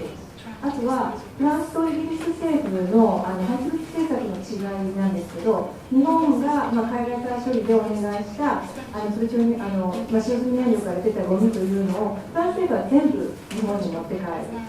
でイギリス政府の場合は等価交換とかそういったことを、プルトニウムですらお金で回収しようというふうにしていると思うんですが、その方針の実態についてちょっともしコメントいただけたらと思います。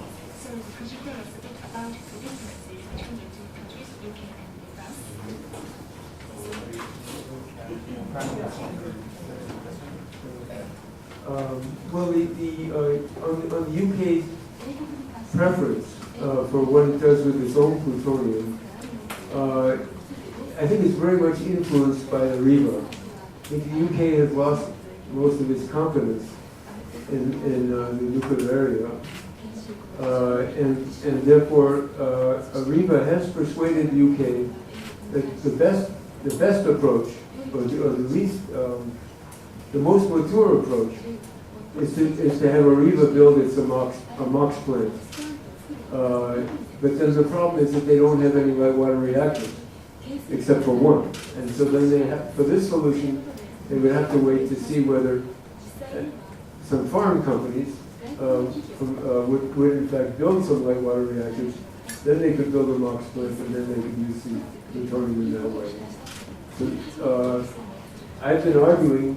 Michael and I were in the UK in, when was it? March, and we argued that in fact the UK should consider immobilization, but I think that will take some time to persuade them. But in the meantime, it would be found interestingly that this impure plutonium is being immobilized, and so it's an obvious suggestion to say, well, if that's demonstrated for the impure plutonium, why not do it? And it looks like it's less costly than MOX. Why not do the same thing for the pure plutonium? Just expand capacity. And I don't know about basically, there is a difference from the legal point of view between the UK and France. In France, it's prohibited by law to dispose of foreign waste, which is not the case in the UK. So the kind of exchange of categories of waste, etc., is possible, but only to a very strict minimum, and there's very clear rules how you calculate equivalence. And then waste has to be sent back. You cannot keep it in France. So concerning plutonium, it's a different situation because it's not considered waste. But if you turn it into waste, you could not store it in France. So there's the connection, and the basic situation is very different from a legal point of view between the UK and France. ありがとうございます。よろしいですか。こちらの方にもお二人ぐらいいらっしゃったと思います。1、2、3、そして4、6いらっしゃったね。じゃあ、後ろの方からね。ありがとうございました。大沼と申します。先ほどプルトニウム、ボックス燃料に関して、英上では英国では作ることができなくて、フランスで作ることができると、それに関してなんですけれども、4月23日に東京電力が、あれを出したフランスに持っている自国分のプルトニウム 230kg を、多分、イギリスで持っている多分ドイツの電力会社の分と等価交換したということがプレスリリースされておりまして、これは日本で作られたプルトニウムがフランスで再処理されて、第三国で、木染料として使われるということで、これはプルトニウムのトレーサビリティという点で、非常に問題があると私は考えております。これについてコメントいただきたいというのと、それからあと、こういうようなプルトニウムの等価交換というのは、今回の東京電力以外にも、過去に行われたことがあるのでしょうか。これが2つ目の質問です。よろしくお願いいたします。Well, I agree in principle that the exchange of plutonium or the problem of traceability is an issue. But it's very theoretical because in practice, the whole idea of swapping, so exchanging property titles of materials has actually been developed for the plutonium industry. It's later that it has been actually used in other areas for uranium, etc. But it was developed in order to be able to actually give plutonium, calculate what plutonium, how much you give back to countries, because what they get back is not their plutonium, it's somebody else's plutonium, right? So the swap issue is actually inherent to the plutonium industry. There is always exchanges of property titles all the time, and that kind of swap has been done before as well between France, in at least one case between France and the UK. Maybe I could just explain about this swap. The swap that involved Japan I think I have a different number, 650 kilograms of plutonium. What was driving this is that Germany will not have its nuclear power plants very much longer, and Germany wants to get rid of all its separated plutonium before it shuts down its last nuclear power plant. But Germany had plutonium in the United Kingdom, 650 kilograms of plutonium, and the United Kingdom was not able to make it into MOX, because it doesn't have a MOX plant. One possibility was to ship that plutonium to France, and that has happened before, and to get it fabricated into MOX in France. But there was a lot of public concern about these shipments of plutonium, and so it was thought that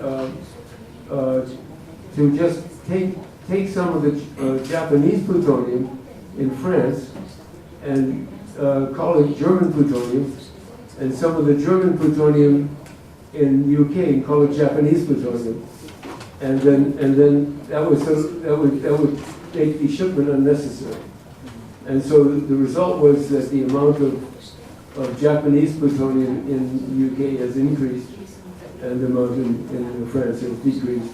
But what was driving it was the German desire to get rid of, and so now Germany has no plutonium left in the UK, and it's trying to eliminate all the plutonium in France by turning it into MOX and using it.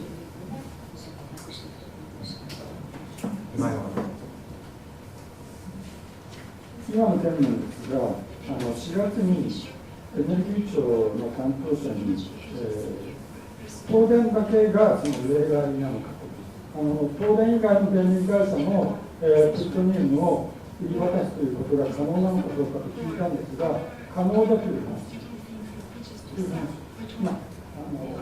非常有料なのか無料なのかと聞いたんですけども、無料ということはないだろうという。シュナイダーさんにお伺いしたいんですが、プルサーマルなんですが、ヨーロッパの、現状がどうなっているのか、2008年までは、現状は、データというか、公開してたんですね。毎年の、世界のプルサーマルの実績、どの国で何回使用していたのか。でじゃあ現状どうなのかってネットに聞いたんですが、返事してくれないんですね。で調べるつもりがないというのが、正式な答えだとネットとしてはそういう返事だと現状どうだっていう、スイスとベルギーとドイツの状況を教えてください。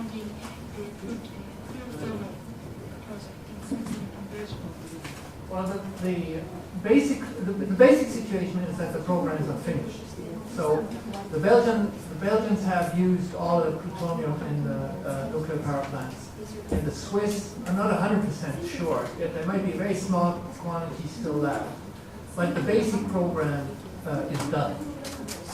So it's not like that. If there were like huge amount of upcoming MOX fabrication contracts, and as Frank explained, the German program is supposed to finish very, very soon.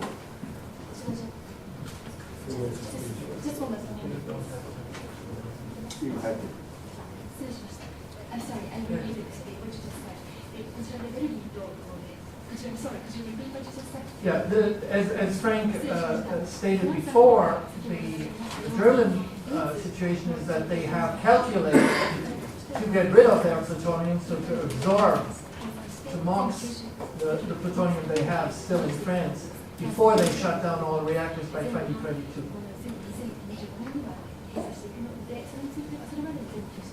Could you repeat what you said about Belgium and Switzerland? Oh, Belgium, no problem. No sweat. Okay. The Belgian program is finished, so they have absorbed all of their plutonium as MOX fuel in their reactor.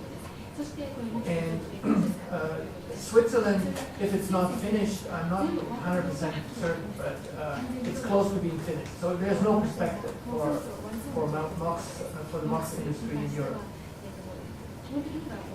So it very quickly will be France only as a MOX program. France and Japan. Well, If there was, in the US, if there's. I really apologize. You have never seen me doing this, but it's very difficult otherwise. 今マイケル・シュナイダーさんが非常にその後重要なお約束があるということでここで退出されたどうもありがとうございます。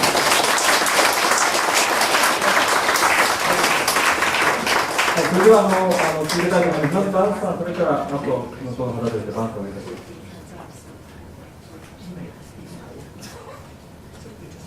マイケルさんに質問したかったんだけど、しょうがない。まあいいよね、いいです。いいです、いいです。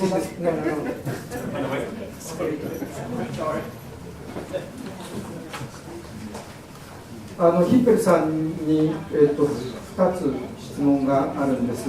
1つは、先ほど使用済み燃料の火災という話があったんですけれども、そのヒッペルさんの資料の中で10ページの上にありますその、発熱量意見シートの図があるんですけど、これでいうとその何キロワットぐらいのものであればその中密なその容器っていうんですか、貯蔵プールの中密な要するに自然換気ができないような状態を前提として何キロワットぐらい残っていればというのかな、火災になるのか、これが1つ目の質問です。やや技術的な話です。2つ目の質問は12ページのこのセラミックの話です。でこれは不純物の混じったプルトニウム用ということなんですけど、イギリスのものなので、この不純物とは何かということなんですね。で核兵器用のプルトニウムだと、不純物というと、ガリウムかなんかそういう材料になってくるでしょうし、その、軽水炉からのものだと、メリシウムというか、なんかそういうのかなと想像してるんですけど、具体的に不純物とは何なのかということを教えてください。以上です。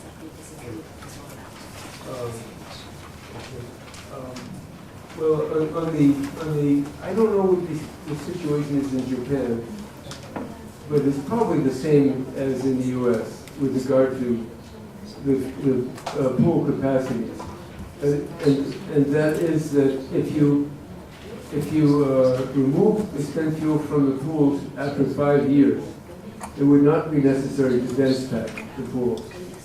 The pools were designed originally for 5-year storage with this open rack storage because it was expected in the United States, as in Japan, that the fuel would be shipped to a reprocessing plant. Most of our nuclear power plants were designed, almost all were designed before 1983, when we finally gave up the idea of reprocessing in the United States. So that's the situation. Now, with regard to the UK, the impurity that one of the impurities is that I've heard of apparently a troublesome one is chlorine, caused by the plutonium being stored for some time in plastic, and so some of the chlorine in the plastic migrated into the plutonium, and apparently that's not good for Mars. ありがとうございます。では、こちらの方お願いします。ちょっと待って。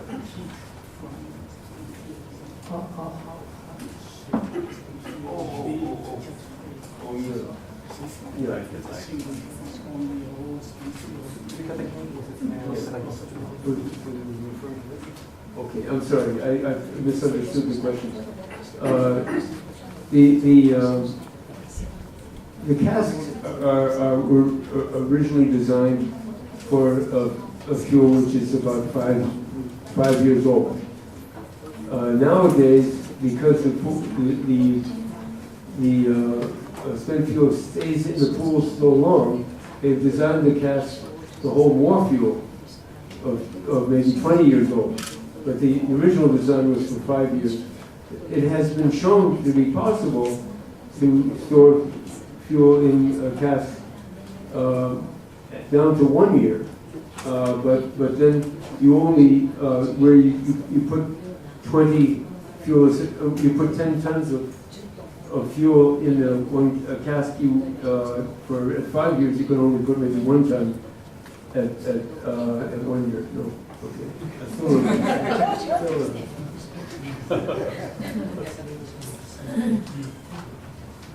Oh, okay. Another answer. Okay, I understand. Okay, so this is the question is, now I understand the question. I think whether the fuel can catch fire. How old does it have to be before it no longer can catch fire?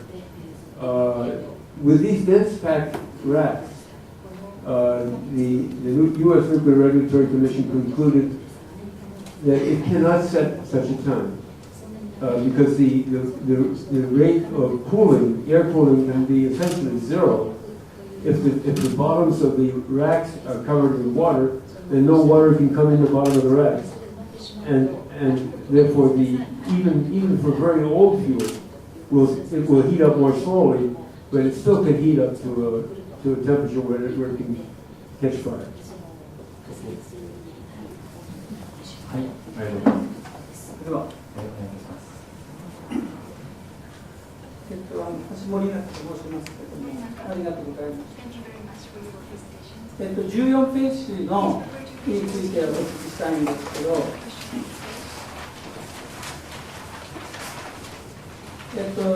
日本では廃棄物の地層処理のことですけど、ガラス小型に固めると、政府はそういうふうに簡単に言うわけですけども、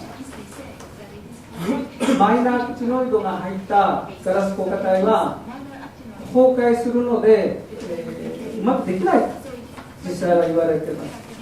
で、このプルトニウムを固めるガラス硬化体とその外側をセラミックで包むというこのキャスクは、そういう崩壊するということはないんでしょうか。500年、1000年、あるいは1万年と、そういう経理的な崩壊の実験、テストは終わっているのでしょうか。ここをお聞きしたいと思います。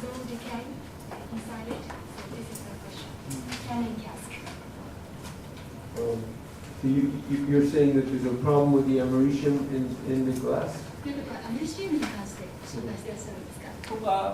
その他にもいろいろ放出る放射線廃棄物があると思いますけれども。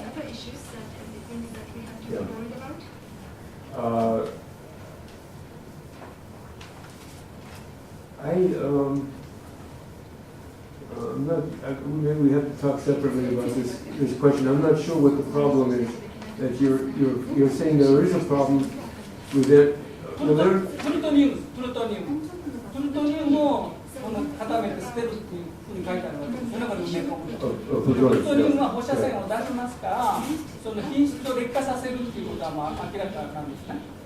それが、何百年あるいは何千年と持つのかっていうことを聞きたい。それ実験が終わっているのかっていう品質上の問題。日本はそういうことをやらないでガラス固化体で済ますという言い方をして、今になってそれは崩壊してできないっていう話が出てきているわけです。ですから私たちの心配なんてお聞きしたいと思います。So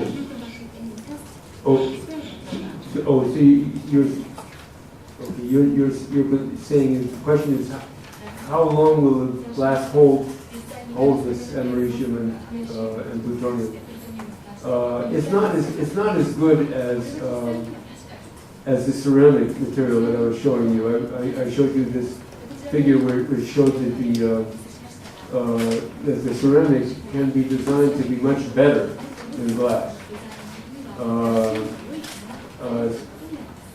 But here, in the case of this cannon canister approach, you have both the ceramic, and it's not the glass which you're asking to retain the plutonium. It's the ceramic.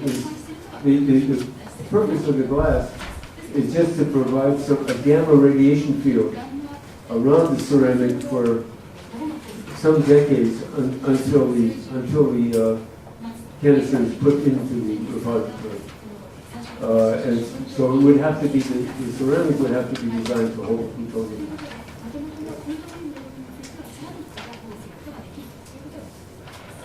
Is that okay? はい、他にも意見があったと思うんですが、時間になってまいりまして、どうしてもここで一つという方は最後の一つ取りたいと思いますので、一番後ろの方、一番最後の一つにして、質疑をお願いいたします。小倉と申します。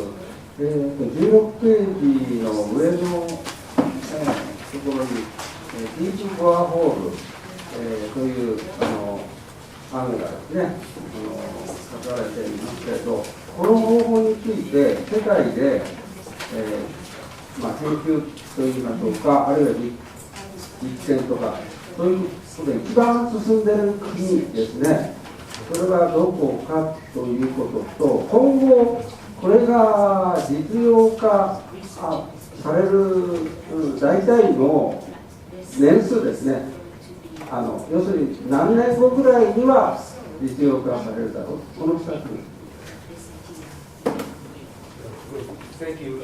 So far, all there have been is paper studies. However, with the increase of interest in the United States after the failure of the Upper Mon repository, there's now a proposal to do a demonstration to drill the hole and to see how difficult it would be to put something down. This is for spent fuel. They're talking about, but it would be easier for the plutonium mobilization force. So there is a proposal. I don't know yet.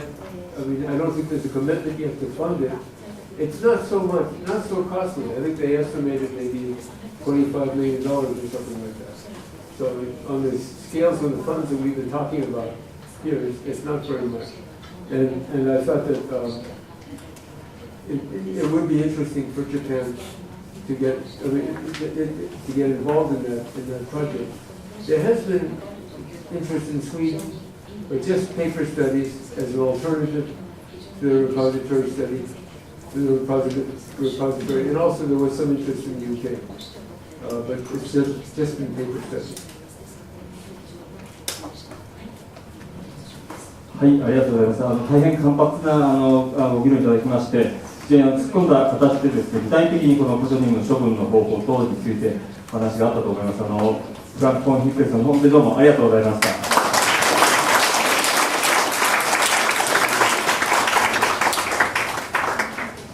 はい、それでは少し時間が過ぎてしまいますが、最後にですね、この会の最後に、原子力市民委員会の座長のですね、船橋春俊先生より、閉会の授業をいただきたいと思います。よろしくお願いいたします。一言ご挨拶申し上げます。原子力市民委員会は4月の15日に第1回委員会を開催しまして、来年の3月を目標に、脱原子力政策大綱を作ろうということで、数十名の方が今、一斉に動き出しているわけであります。それで、なんといっても私どもは、原子力委員会や経産省のようなですね、大きな予算とか巨大な事務局スタッフとか持っておりませんが、全国に広がるですね、原子力問題、脱原発問題に取り組んでこられた大勢の市民の方々が周辺ないし後ろにいると。でその方々と協力していけばですね、必ずや説得力のある世論形成の支えになるような政策大綱ができるんじゃないか、脱原子力政策大綱ができるんじゃないかということで、いろいろと研究を重ねておるわけであります。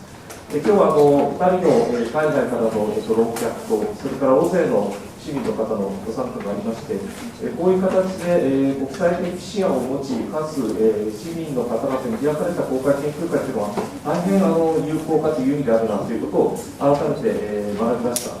引き続き委員会としてもですね、また部会としてもいろんな形での研究会を積み重ねてまいりますので、ぜひ引き続き皆様の積極なご参加、ご発明をお願いしまして、閉会のことを決定いたします。本日はどうもありがとうございました。皆さんどうもありがとうございました。お帰りの際にですね、レシーバーを受付の方にお返しいただきたいんですが、それぞれのレシーバーには番号がついておりまして、受付のところで整理を早めるために、番号順に書くようになっておりますので、その1番から10番までとか、ちょっとどうなっているか細かいところ分かりませんが、そこに従って、必ずご返却いただきますように、お願いいたします。ご面倒なお願いを申してすみませんけれども、よろしくお願いします。